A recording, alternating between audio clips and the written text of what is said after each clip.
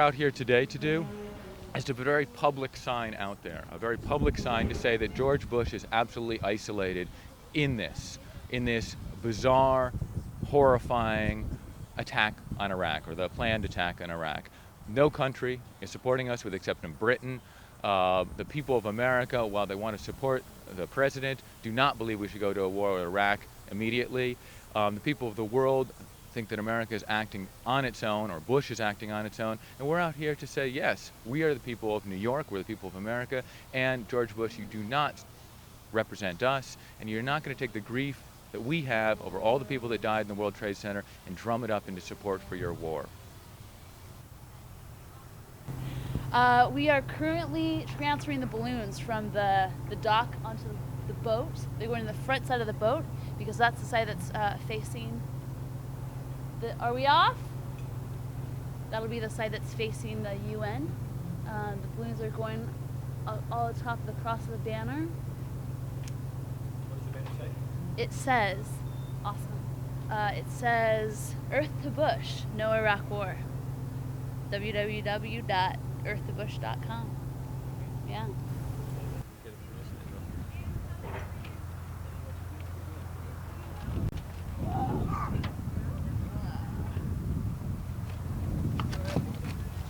Well, I'm participating in the drop of a 1,500 square foot banner over the East River in front of the UN, and the banner will say, Earth to Bush, no Iraq war.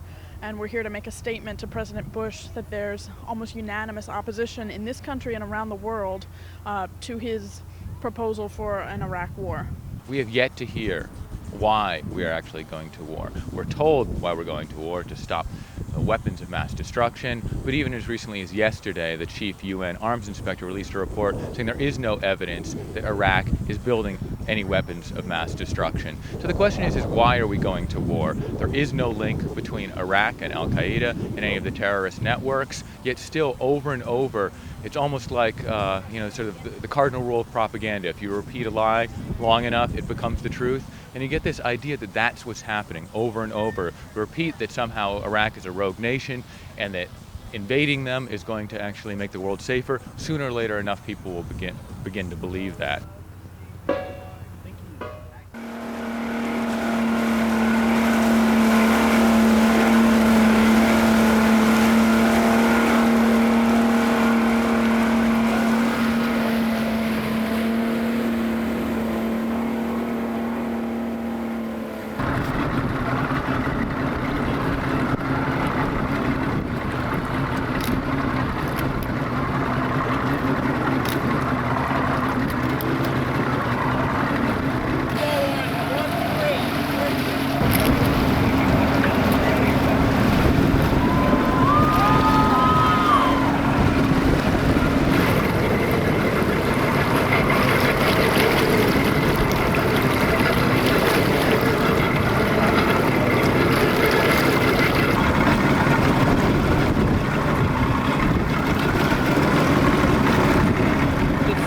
Principle of American military policy has been for 200 years deterrence, and deterrence is working. The Saudi Arabians are not afraid of an Iraqi attack. The Kuwaitis are not afraid of an Iraqi attack.